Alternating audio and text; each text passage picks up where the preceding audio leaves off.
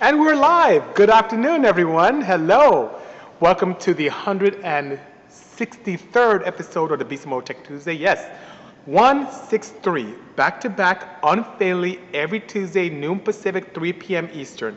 And for those of you on YouTube, thank you so much for joining me on this opportunity as an archiving moment. And for those on the podcast, yes, this show is on podcasting networks, whether it is Anchor, Spotify, iHeartRadio, Apple Podcasts, iTunes, Google Podcasts, Podbean, you name it, we are there. Just do a search for Bisimoto, and you can see us. Yes, it is electric, indeed.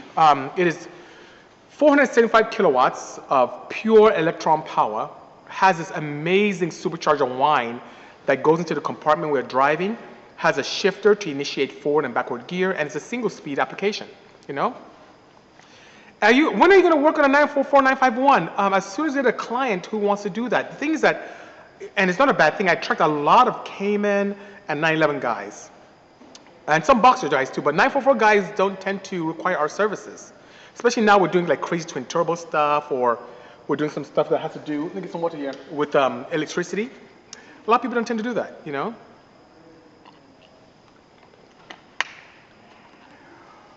I don't know how to feel about the electric cars. You know, Tom, I was the same way. And I talk about this almost every Tech Tuesday. I didn't want anything at all to do with electric vehicles. Zero.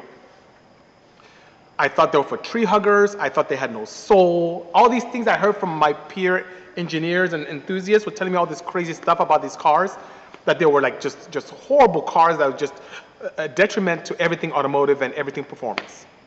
And then I noticed that my partners in OEMs, because I build a lot of OEM cars with Hyundai and American Honda and Ford and all these other manufacturers, they were now moving towards electrification. And I said, you know what? If I really want to stay relevant and keep tuning and want to be able to have this for the rest of my life, I need to embrace this new technology. So I decided to build this with the team. And the first time I drove it, Tom, I almost urinated on myself.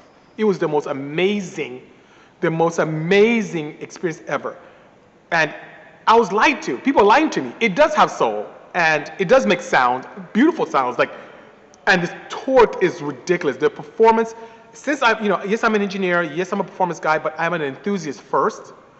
As an enthusiast, I cannot ignore the sheer acceleration this thing has. And for me to be able to make power without the guilt that I always have, you see all these cars, even this Cayman here, even the M16 back there, they all run on corn. They run on E85 because I always wanted to have fun, but without the guilt of knowing the kind of hydrocarbons I'm putting into the atmosphere. So that being said, this is just amazing. So I see a question that came from you, Jonathan, saying, should you get a Prius? It's up to you. Daily, I drive an electric hybrid. I have a Hyundai Ioniq I drove today. That's what I drive. But on a performance arena, if you want a performance car, there are a lot of performance things, you know. And AJ said himself, that EV935 is pretty fast. Holy cow, the acceleration was incredible. And AJ had the opportunity to drive it. And yes, he just could, it's amazing. And you're saying Teslas can't relate, says a bag of butter. Yeah, Teslas are pretty fast as well, but imagine having the power of a Model S, like a P100D, but half the weight. That's what this is. So it has the power. My 0 to 60 is 2.06. I can't do that with even that right there. And I don't want to get the cat out of the bag. I'm going to put a video up on YouTube. So if you haven't subscribed to my YouTube feed, after this, go there, subscribe to the Bisimoto YouTube feed, hit the notification bell, so every time I put a video up, you see what's going on, and you see the video of that on the dyno. I have a new video I'm putting up this week. It is absolutely bananas. I love the Honda minivan, says 2003 Michael. Thank you, it's right here. I'm looking at it right here. And you have a very good question, Boosted GD, for me. You said there's no tuning involved in electric cars, right? Actually wrong.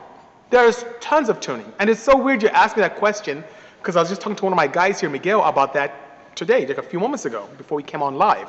And here's the deal. There's a lot of tuning to be done, just like you would tune a petrol engine. Let's talk about the 935 back there. The same way that, if I want a little bit more power, I can lean things out and create a little more controllable heat. But if I lean too much, I can burn a hole in the piston, right? Or destroy my rings.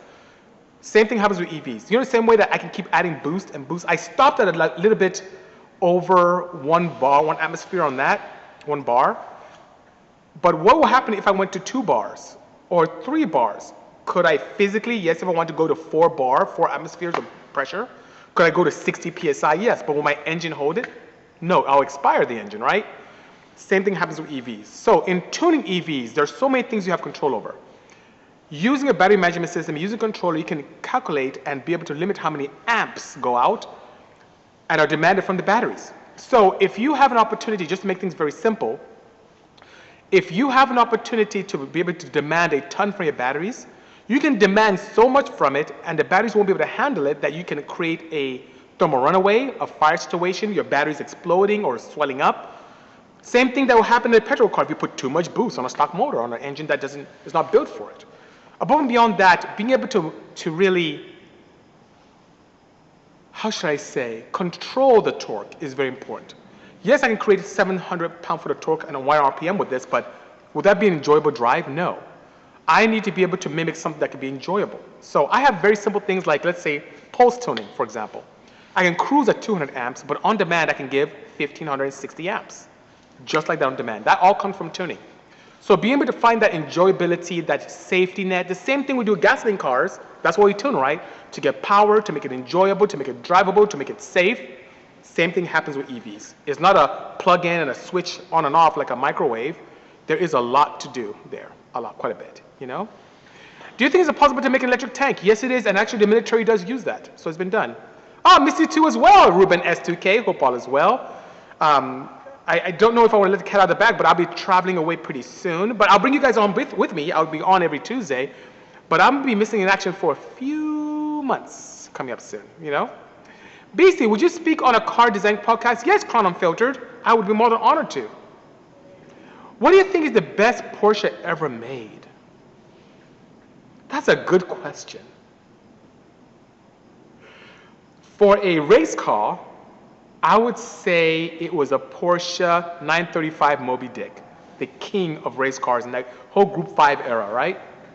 For a road-going vehicle, I would say, and please don't hate me for this, but I would say from a road-going car is the Porsche 918. It has the utmost technology from Porsche, utilized from, some F1 technology that's embedded. It's a pure hybrid, so for those individuals who love the petrol engine, it satisfies that, and those of us who love the crazy torque and acceleration and advantages of EV, it has as well. So it combines the two, you know? Oh, you mentioned me. Oh, I look forward to that. Look forward to that indeed, you know? Let's go bomb around Willow. Yeah, that may be a good idea. I know right now it's like, everything is shut down, but I think there's some races going on here and there, which would be pretty cool, you know? Hello, Ozan. Good seeing you indeed. It'll be an honor, Lucas, by the way, just to let you know. It's so weird that what I see from you guys is kind of getting jumbled and weird, and I don't know. Instagram has been kind of crazy recently. What do I think of hydrogen? I think it's wonderful. The fact that the elements of combustion, or the elements that happen after using it as a propulsion element, is just pure water, I find it very appealing. But from a performance perspective, I don't think it will tickle that or scratch that itch I have in terms of performance. So the reason why I don't like hydrogen vehicles, above and beyond having scarcity and having stations globally, is I can't see any huge performance opportunities with it.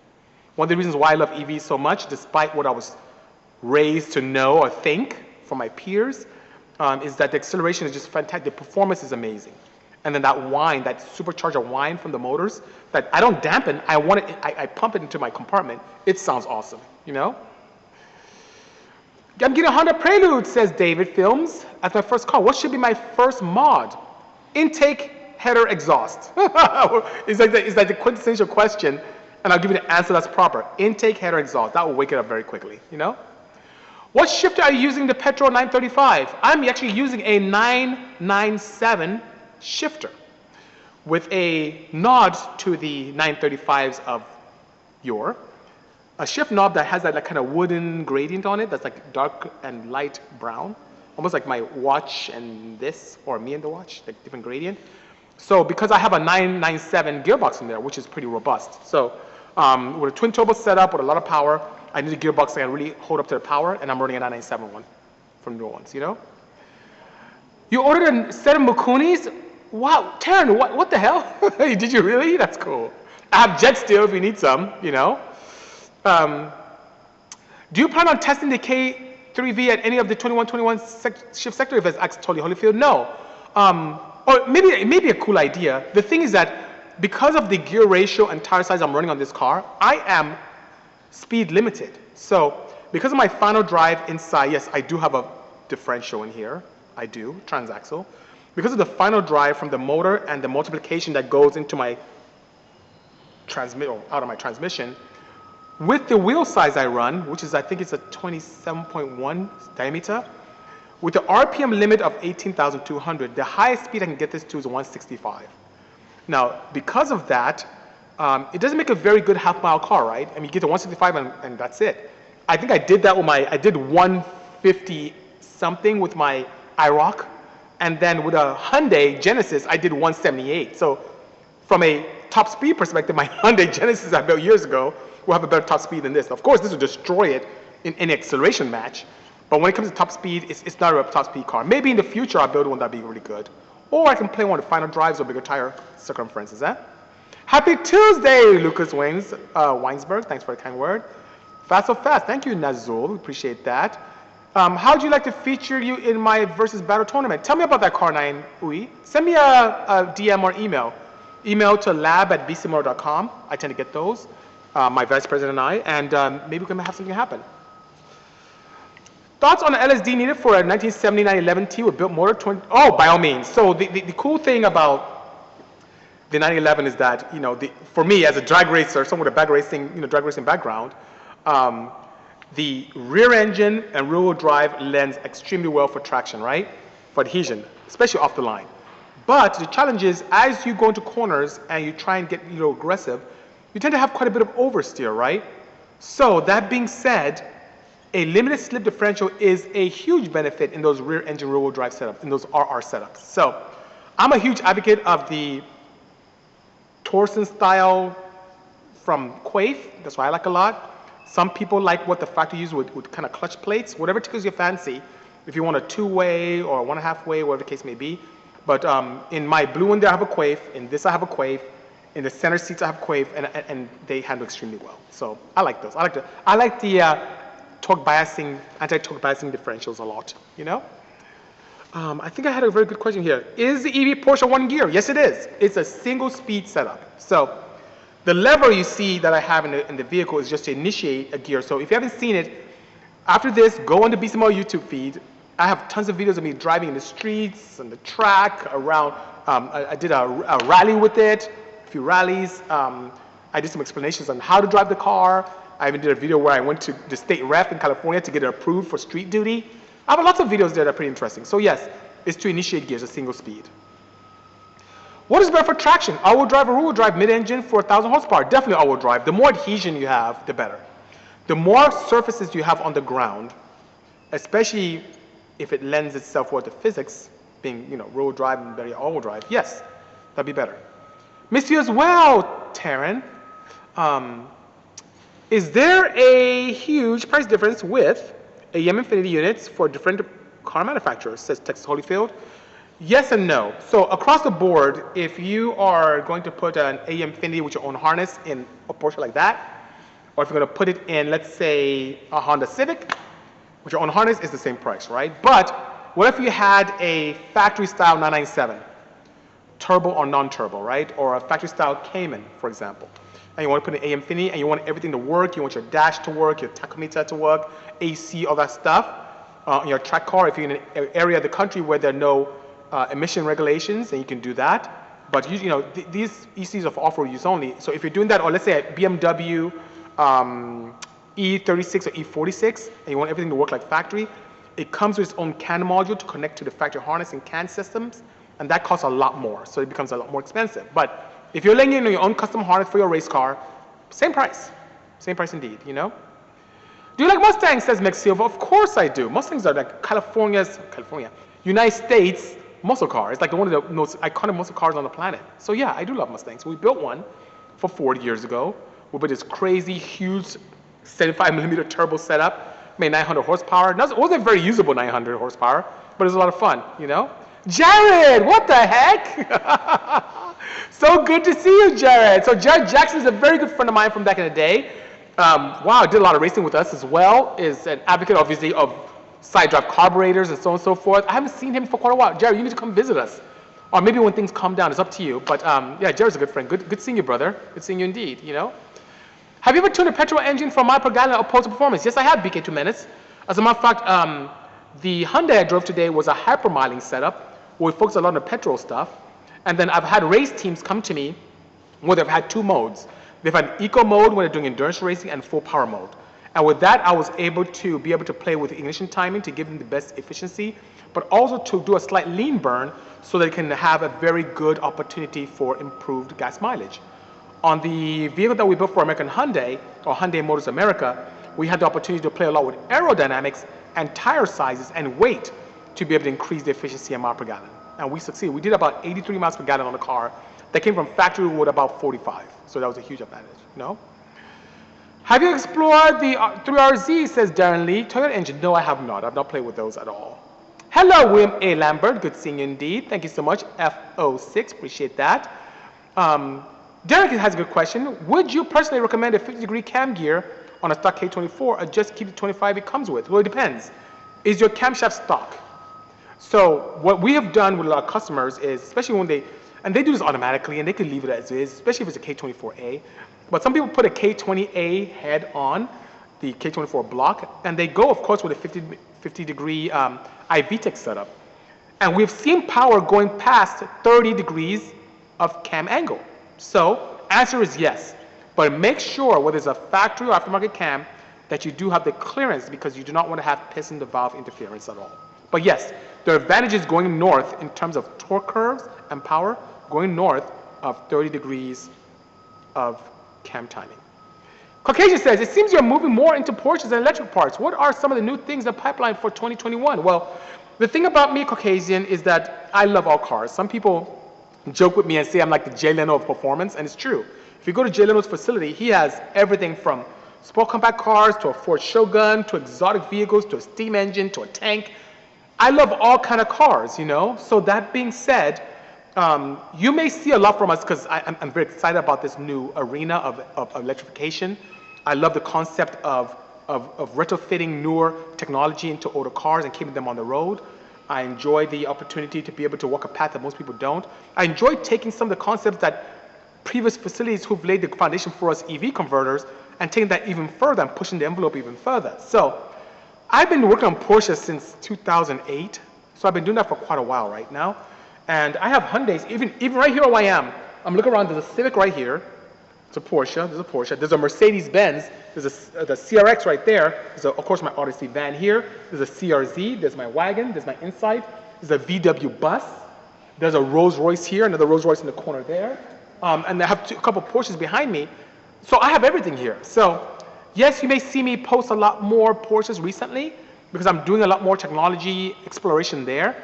But I love all cars, sir. I love all indeed, you know. How much did you get your blue Porsche 911 930 for? It's a dream car of mine. Thank you so much, Jukteen. Believe it or not, the blue 930 was my first Porsche I ever built. And I bought it as a roller in San Diego and built it up from pretty much the ground. So when I got it, it had no engine, no transmission, and I kind of did my thing with it. By the time all things were said and done, it was the most expensive car I ever built to date. I mean, at that time. And it easily, at the time, cost me north of $100,000 at the time. For me to replicate something similar nowadays with the current Porsche prices, man, think of maybe a little bit more than double that. It's pretty crazy nowadays, you know? Thank you so much, SMS Design and Performance. Appreciate the kind words. Oh, you're from Kyrgyzstan. Good seeing you, Arjun Chick 5. Thanks for joining. I missed a very good one here. Forgive me, guys. Let's see. What happened to the Honda Odyssey Turbo? Mr. Sinister, it's right here. So I'm gonna turn this around and actually let me grab the camera. Let me grab this. Forgive me, those of you on YouTube. So I'm gonna switch this around right there. See, Odyssey's right there. I'm looking at the Odyssey right there. It's right in front of me, next to the CRZ, next to my wagon, and my Insight in the corner over there. So yeah, I have the wagon, the van still here. Put you back here. There you go. Okay. So it's still here indeed, Mr. Sinister. Let's see here. Any electric aftermarket integration to ICE cars, plus the electric motor, small battery pack, computer, add to the rear axles for front-wheel drive cars. So Caucasian, not yet. There are companies out there that are making some very clever integrated motor assist units. One for Porsche 911, for example, and that kit costs $75,000 and adds about, I think, 60 horsepower or so. So there are companies out there doing it. So it's not quite commonplace yet, I assume because of demand. Because of demand, I guess that's the reason why, you know? So that's the challenge there. Thank you so much, Michael, for the kind words. Appreciate that. Have you seen, says Shift Sector, Ridewire's S2K? I'm bowing my head because I'm so embarrassed that he asked me that question. Not only have I seen Ryan's S2K, I was an integral part of him even exploring that program. And we helped him a lot with that vehicle as well. So Ryan, just like myself, could care less about EVs not too long ago. After us talking about this and him even helping me with some wiring on this and even driving this, he said, you know what, I'm building one. And he decided to build an S2K. So, and we've been going back and forth on that. If you remember, I was at the launch and was at his facility even days before that as well. So yeah, I like that. I think it's very good for him to explore this new opportunity. He saw how challenging and exhausting it can be, also extremely rewarding. And yes, so I'm very familiar and intimate with that car indeed. What's the car on my right? This is, well, so I don't know if it's my right or your right, but on my right is the Bisimoto K3V. It's a Porsche 935 with a body that's from the original Kremer molds. And then to your right is, right here is a 2007 Cayman Turbo, twin turbo S, and with carbon fiber wheels, KW suspension. It was my most favorite ever road race track car ever. That's just amazing because imagine this having AC and power steering, and it was just amazing. I mean, I could just have fun with this thing, and it had all the creature comforts and a Bose system. It was just like perfect, you know? Anyway. Aftermarket, oh, Cobalt, hello. So Cobalt says aftermarket hybrid setups are super hard because getting the engine and EV motor to work in unison smoothly is insanely difficult. He's absolutely correct. The logic is absolutely bananas. Absolutely bananas. And that's why when you do see them out there, it is a pretty penny, you know? Any advice to find an outlet for do-it-yourself tuning safely? Definitely a dyno. I mean, even if you have to rent a facility or beg and work with someone to exchange services or something to be able to use a dyno, that's the best way to do it. Taking classes, even though I did a lot of tuning on my own car, I did take classes from Brent Strader from EFI 101. Being able to, even as a seasoned tuner at the time, I learned a lot. I learned a lot. And I remember the time not too long ago when AEM had tuning classes. That was a great advantage. They don't have those anymore, quite sadly, but it helped me as well. So reading as much as you can, interacting with people who are very astute and very reputable is very good. And also taking classes from HPA or EFI 101 that I took would be absolutely a huge advantage for you as well. Where does the sound come from in the electric K3V? In the motor. So electric motors are not completely quiet. You know, the challenge with the most popular electric motors on the planet, electric cars, which is the Teslas, is that, you know, they went to painstaking, as they should, painstaking opportunities to quiet the car down. Because most people want, you know, oh, 85 years, thank you, Wera. That's a really long time. They take a long time to quiet down the motors, but they make an amazing, amazing sound. So not only the motor itself whirring, the gears, where you have that reduction gear from the motor itself to the transaxle, it's not a direct cog from the motor to the wheels. There is literally a transaxle with a torque multiplication device in it. Think of it as a final drive. The final drive gears there, because of its design to be able to withstand the torque without destroying itself, is quite robust. And that being said, they have this mechanical whine that sounds like a supercharger. It's really pretty cool. So that's where it comes from. And since I'm a performance person and I did not want to keep that sound at bay, I have a partition that's open from the engine compartment into the cabin so you can hear it all. So when you see me putting on my videos and you see me driving, what you do hear is that amazing whine of the gears and the motor. It's quite intoxicating indeed, you know? And just try different things. I'm used to getting a lot of pushback, you know, trying different crazy things. And then later on people copy, which is pretty interesting. But So I like the first wagon because it actually showed what could happen with the D series power plant. No one wanted to push it. But the K, not only is this faster, because the D series when you drove it, it was laggy, and the boost came on, it spun tires, it was fun. But this K being all-wheel drive and sequential and boosted and not as laggy, and it's just absolutely spectacular.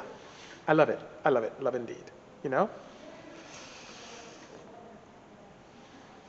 Okay, I answered that. Speaking of Jay, when is he driving the K3V? Keep teasing it. I don't know if I shared with you, Kovo, when I saw you, because I saw you right when everything kind of shut down in California. But the week that everything shut down, we were scheduled for him to test that Tuesday. No, not Tuesday, Thursday. Now, I was sad that he didn't, because California shut down and they canceled. And we're just waiting for things to get a little better for him to start, exploring that again. But I'm happy because the K3 has been actually quite improved from a technology perspective since then. At that time, I don't think I even had a BMS in it, so I was really worried. And now I have a proper BMS. I've had a lot of improvements in how I control my thermal attributes of the car. I have different pulse settings that are different. I have CHAdeMO now built into it. I have all these great things in this car now, so it's a much better vehicle than it was when Jay was going to drive it. So I guarantee you, Kovold, when they give us a call again, I will let you know. And it should be a magnificent episode. Now, for those of you who don't know, Jay's a bit of a crazy driver. He terrified me when he drove the IROC Porsche. You saw me in the video laughing, but you could tell my laugh wasn't sincere because I was utterly terrified. This is even scarier in terms of acceleration than the IROC. And a lot of people are terrified of the IROC. So I'm optimistically excited about him being able to drive this. But it should be a good show indeed. It should be great. And I have so much to share. So much to share indeed, So that being said, I really appreciate all of you guys joining me on this 163rd episode of Tech Tuesday. I'll be back next Tuesday to answer, hopefully, your questions, Jay Lee, Boosted Minded, and many more. And by all means, guys, please stay safe. This pandemic is real. Wash your hands. I really appreciate everything you guys do. Oh, thank you so much, Ramo Dog. Appreciate that indeed. And by all means, as I mentioned earlier on, this will be here on IG Live. I will have it also on the podcast networks. I will then have a very nice excerpt on YouTube with some other cool videos. So if you haven't followed me on YouTube, please do. Go to YouTube, search for Bisimoto, hit that notification bell, click a follow, and we'll have a lot of fun. Take care, everyone. Take care. Cheers, and have a great afternoon.